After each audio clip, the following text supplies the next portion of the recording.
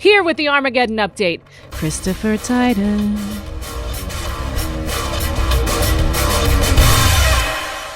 I'm Christopher Titus, and this is the Armageddon update. And like we do every year on the 4th of July, this lovely holiday where we celebrate our independence by eating too much, driving home drunk, and scaring the bejesus out of our dogs with hours of simulated war explosions. Like every year, we here at the Armageddon update look into where we are as a nation. Now, during Obama, we talked about our steps forward as a country by electing a black president. Pretty big steps forward. A man who was a constitutional law attorney, community organizer, and who was the first black head of the Harvard Law Review, and had committed his life to public service. Obama was handed a shit sandwich. In over 8 years, he made shrimp salad.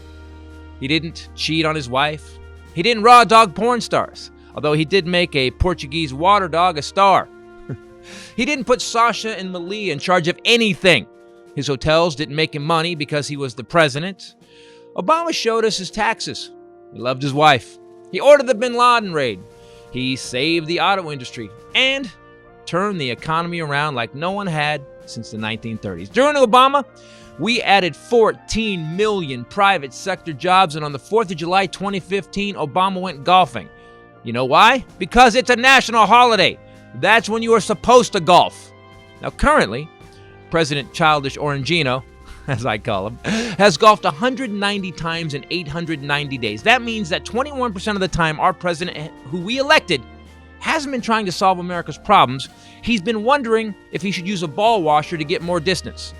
By the way, I'm just an 11-year-old kid who likes to say ball washer. Now, subtract the 11% of the time Trump uses to glue on his hair, and the 22% of the time he's out giving Sean Hannity foot massages, and it's amazing that he had the time to pass a $93 billion tax cut for rich people. How does he do it?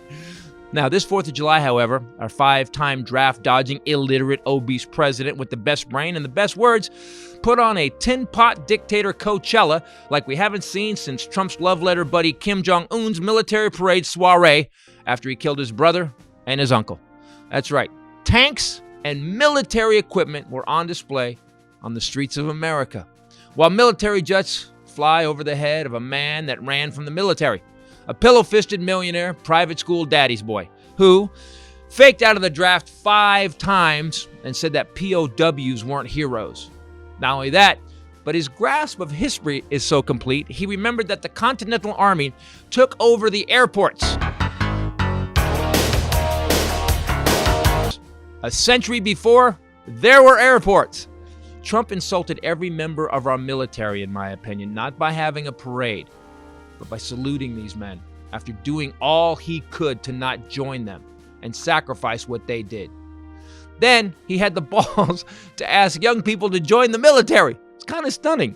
You know, these soldiers working on a day that they should be with their families, like the president is with his family who's unelected and unconfirmed by Congress, and yet have the fate of our democracy in their hands. That is where we are on this 4th of July 2019. A 4-time bankrupt reality television star who has 16 sexual assault accusations and is using his position to make money for himself. That's right. A president who put his inexperienced kids in charge of America, while kids on the border starve and get sick in his concentration camps. A president who knows so little about the history of this great country. He believes George Washington flew business class across the Potomac to defeat the British. Happy birthday, America. It may be your last. You know, I hope this clown show changes soon, my fellow Americans, or this 4th of July won't be a celebration of freedom. It won't be a celebration of the greatest country in the world, a country that welcomes all and denies the rights of none. If this man continues his dismantling of what this country is, then this 4th of July wasn't a celebration. It was a wake. I'm Christopher Titus, and this is the Armageddon Update.